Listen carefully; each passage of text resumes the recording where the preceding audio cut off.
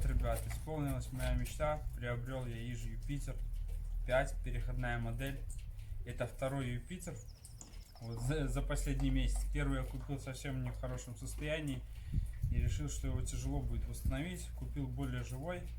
Вот именно такой, который я хотел. Я хотел переходной. Именно такой двухцилиндровый, именно Юпитер, не Планета. Планета в прошлом году была, мне не понравилась совсем. Ну, в детстве я гонял на четверке Юпитере четвертом. Вообще мне нравилось и классно. Все. Вот продемонстрирую сейчас, как работает этот Юпитер. А работает он не совсем хорошо, что-то в нем звенит. Вот хочу сейчас разобрать поршневую, узнать, что в нем звенит.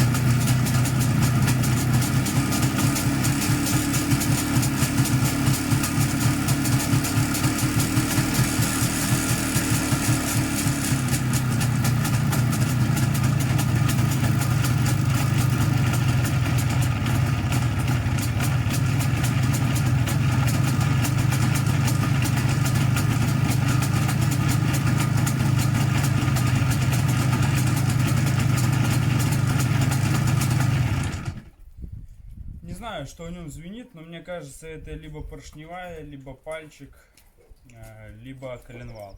Но еще и моторная цепка шумит, по-моему.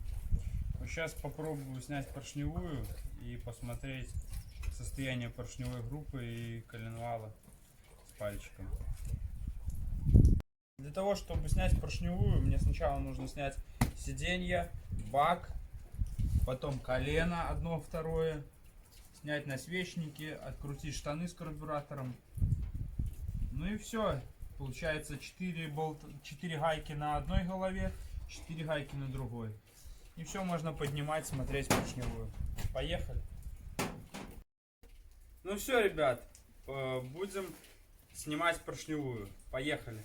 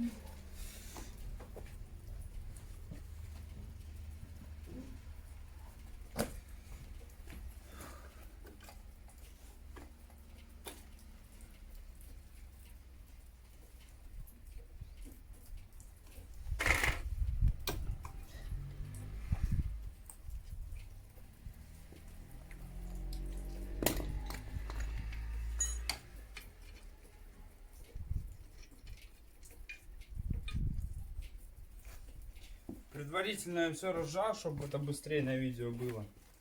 Просто показываю, что последовательно, что надо делать. Тут 4 гайки. Их надо открутить, головка крепится.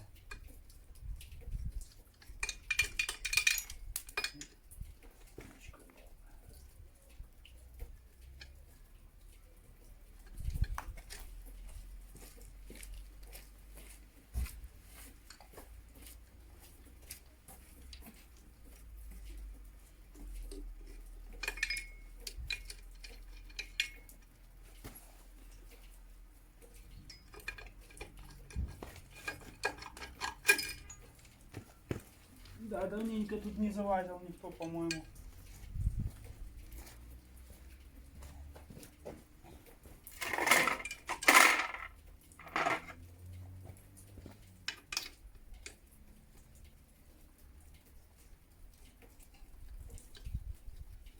Медная прокладка стоит. Это хорошо, как по мне, лучше, чем алюминиевая.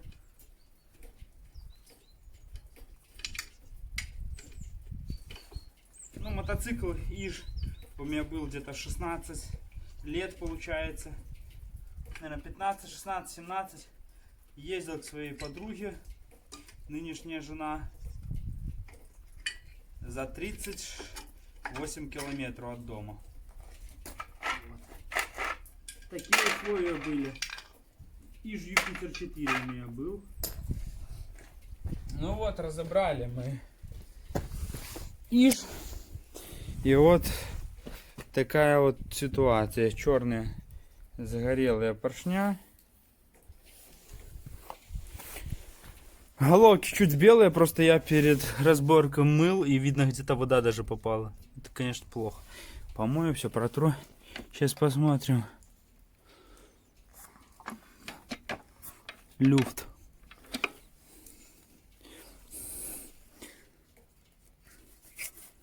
Да, люфт большой.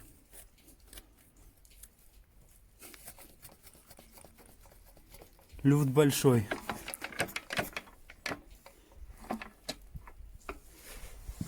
Люфт большой. Надо исправлять это. Вот, чтобы вы видели. Глянь, еще дымок идет с того цилиндра.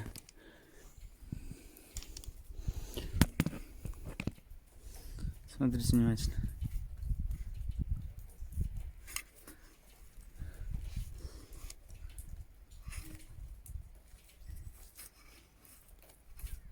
Есть люфт. Это тоже может стучать, особенно юбка поршня при перекладке бьется о цилиндр, и получается очень нехороший звук. Ну, сейчас буду разбирать дальше.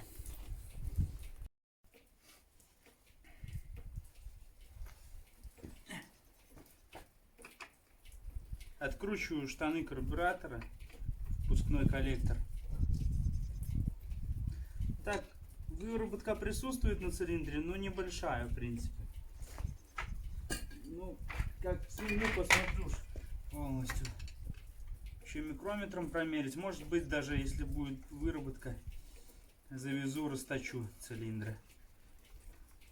Завтра просто воскресенье, работает рынок. Думаю, может завтра купить поршня. Ну, буду искать, стараться советские поршня. Покупал китайские поршня, помню. Не нравились они мне. Температура, они кривые, температуру плохо держат.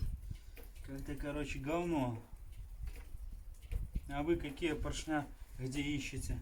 Советские желательно где-то найти. Вот. Мотоцикл не особо заколхожен, приятно разбирать. Ну, карбюратор уже стоит К68D. Ну, юпитеровский карбюратор, только уже более современный.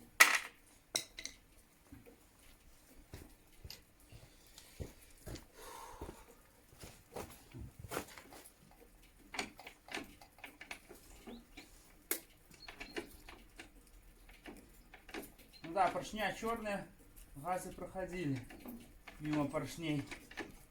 Да, уже поршневая, конечно, подизношена.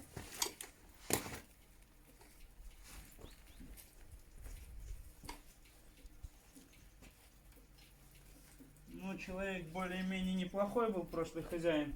Стоит уже в мотоцикле в БСЗ, бесконтактная система зажигания. Это, конечно, большой плюс. Ну и смотрю, везде прокладочки, как бы все чинненько. Так, более-менее не заколхожено, как во многих мотоциклах, которые я смотрел. Вот вы видите, даже после мойки попала в цилиндр вода, но мотоцикл, я доехал до дома спокойно, он заводится, работает. Была плохая искра, он бы, конечно, не довез бы меня до дома. Вообще, вот как поставили, как ставят систему эту бесконтактное зажигание, вообще проблем нет с зажиганием. Ну да, поршня надо будет, скорее всего, менять. Ну вот, сняли мы первый цилиндр, правый. Сейчас сделаю свою профессиональную дефектовку и определюсь, что уже дальше делать. Ну, поршня, конечно, черные. И вот тот поршень левый перегретый поршень. Заметьте, видите, перегретые полоски. Задиры есть.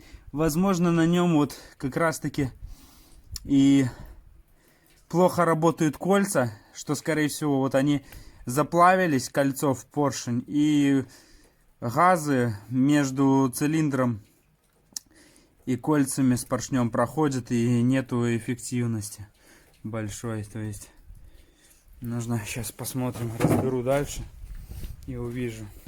Вот он весь черный, очень нехорошее состояние, по-моему, китайские поршни. Вот. Про что я и говорил, они температуру совсем плохо держат.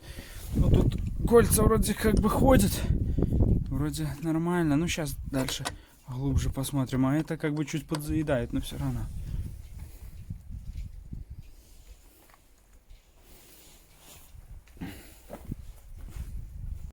Ну вот, ребят, проверил я коленвал. Плохо мне снимать было. Коленвал хороший, люфта в коленвале нету. Видите, люфт в пальце. Люфт в пальце.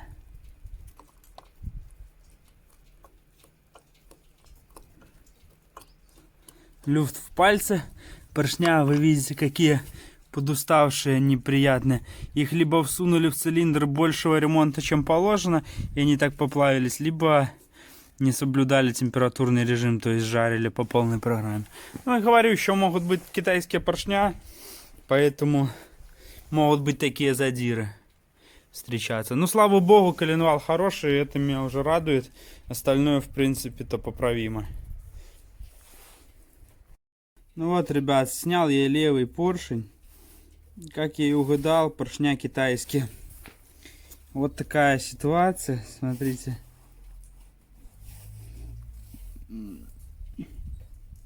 Вот такой поршень. Поплавающий, задиры в нем. И самое главное, я в нем не обнаружил штопора. Штопора по этих колец нету. Поршень побитый, и вот штопора нету. Дырка для штопора есть. Не фокусируется, что телефон. На телефон снимаю. Ну, короче, штопора нету, ребята. И это беда. Сейчас И второго штопора тоже нету. Двух штопоров на поршне нету. Двух. Вот это китайское говно. Ребят, ищите до последнего советские поршня. Вот это китайское говно, полное говно. Либо переделывайте хотя бы штопора. Потому что штопора колец постоянно отваливаются, либо слизываются. Короче, ну проблема потом. Потом кольцо может заломать и прочее, прочее, прочее. Ну вот, ребята, два поршня сняты. Вот такая ситуация. Китайские поршни.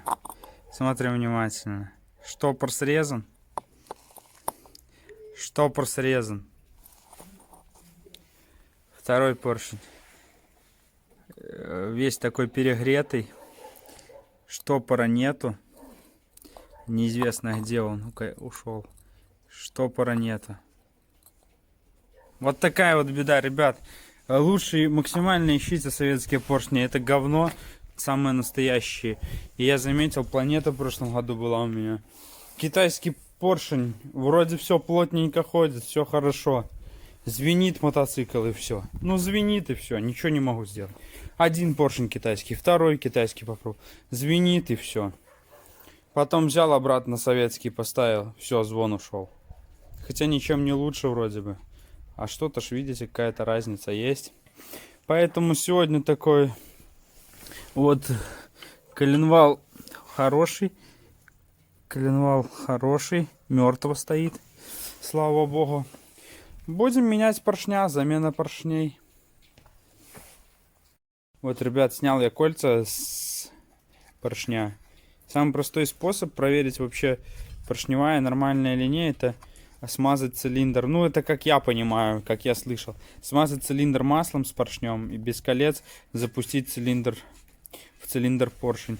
И вот мой поршень падает вот так. Ну, вообще. И вот большой очень люфт в юбке. Вот это, кстати, тоже могло звенеть значительно. Поэтому по-любому поршни на замену.